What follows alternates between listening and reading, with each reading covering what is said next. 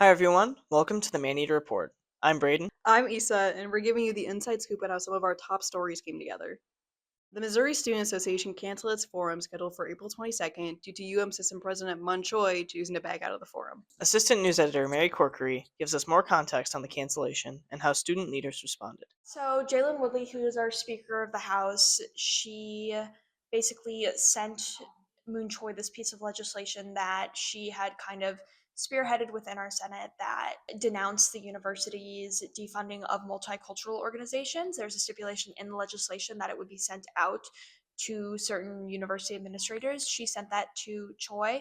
As a response, Choi said, in light of new legislation, I will not be participating in this forum, and instead he put together this meeting. It was originally just between MSA leadership, so Schneier, Woodley, as well as Vice President Jace Dakota, with Choi, Dr. Amy Lloyd, and Dr. Angela King Taylor. Desmond Jones and Amaya Morgan, who are the vice president and president of LBC, were also added on to that meeting later. They were added on Tuesday, and then that meeting happened Friday morning. And then I was able to speak with Schneier and Woodley Friday afternoon. Mary talked to us about how she approaches reporting on sensitive and important issues. I notice that a lot with my individual word choice. That's something in news. The specific word you use can carry so much weight as to what you're trying to say. And I had to rewrite things a couple of times. And it was kind of difficult to navigate that in some certain ways because it's like this is what was said. One of the things we discussed is, are we able to say that Choi canceled the forum because of the legislation? That was something we went back and forth on a lot because it's easy for me to say yes, it seems like he did. In the email he sent to Woodley, officially canceling the forum, he said in light of new legislation.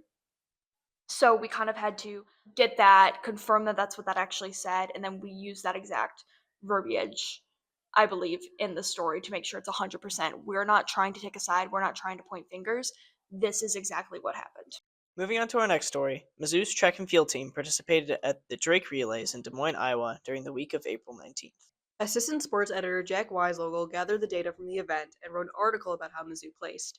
The meet itself, Drake University, they publish all the results from all the races, and since it's a long meet, it's week long, so I'd be checking from like Wednesday up until Saturday. They post it pretty quickly as they happen, and they're usually really accurate. And then I would go back to Mizzou itself has data and history on all the racers and all the athletes in general. And then a big thing about this meet is there was a lot of good results, so I had to go back at the Mizzou like history to see how the current results ranked among like the all time in the program. So there was like multiple athletes that finished with like top five program history finishes. So I had to go through multiple like kind of databases and make sure all the numbers kind of make sense. I've been on basketball and soccer for the rest of the year, but I think track and field is a more distinct type of journalism because I know it's not on site. You know, it's a little bit harder to find those storylines, and you kind of, which I appreciate. You look through the numbers and you find like narratives through that sense, and I think we just needed somebody to cover it, so I got that opportunity, and I'm really excited I did because I get more practice using those numbers and kind of building a story out of something that's a little bit harder to find rather than basketball game if the team wins you can write about that. Track and field is a little bit more nuanced because there's 20, 30 Mizzou athletes on any given meet, so you have to figure out like where the story is. For our final story, Sustain Mizzou hosted their semi-annual clothing swap on April 22nd. Photojournalist Miranda Fabian talks about how she wrote and produced a photo story for the event. I wanted to get a little bit back into writing. I have been drifting away a little bit with that. So for me, it was a good way to bring both visuals and writing together. So I wasn't overwhelmed with a huge story, but also I was able to create a good story.